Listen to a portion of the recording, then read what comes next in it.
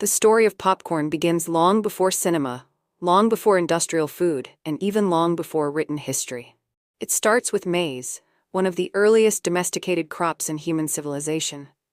Around 9,000 10,000 years ago, indigenous peoples in what is now southern Mexico domesticated a wild grass known as teosinte into maize.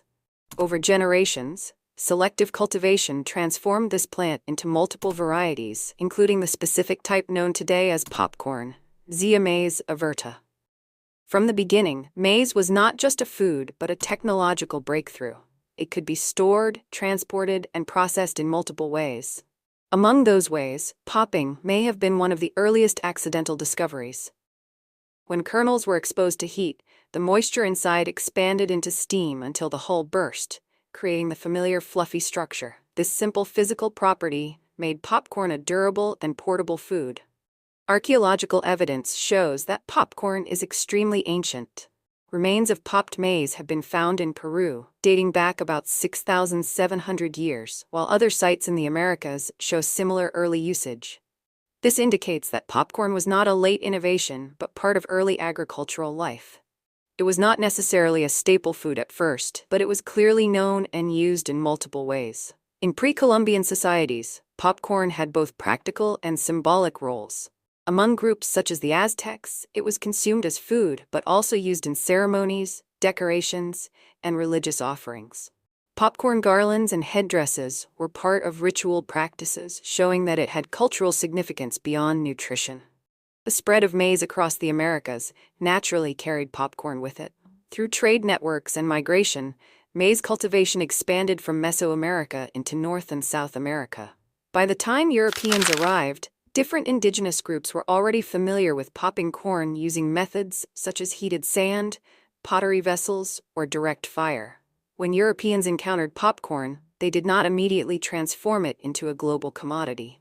Instead, popcorn remained a regional food for several centuries. In North America, it became more visible in the 18th and early 19th centuries, especially as settlers adopted maize cultivation. However, it was still mostly a homemade snack rather than a commercial product. The shift toward commercialization began in the late 19th century. A key turning point came in the 1890s when Charles Cretors invented a steam-powered popcorn machine. This innovation made it possible to produce popcorn efficiently, consistently, and in large quantities. It also allowed popcorn to be sold fresh in public spaces, such as fairs, streets, and events. From this point, popcorn became part of urban street culture. Vendors sold it at carnivals, parks, and busy city corners. It had several advantages. It was cheap, easy to produce, visually appealing when popping, and had a strong aroma that attracted customers. These characteristics made it an ideal early fast food. At the same time, the film industry was developing. In the early 20th century, movie theaters were designed to resemble elite cultural spaces, similar to opera houses. Owners often banned food entirely, including popcorn, because it was considered messy and low class. Theaters wanted to maintain a refined atmosphere.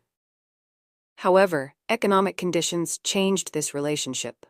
Between 1920 and 1930, cinema attendance in the United States expanded rapidly, with tens of millions of people attending weekly screenings. This created an opportunity for vendors, who began selling popcorn outside theaters to capture the large crowds. The real turning point came during the Great Depression in the 1930s.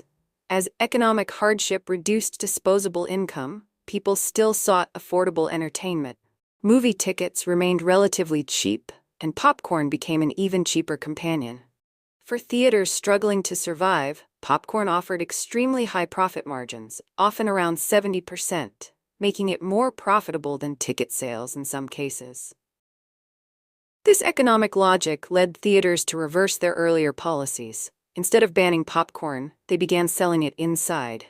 The combination of low production cost, high markup, and strong demand made popcorn central to the business model of cinemas.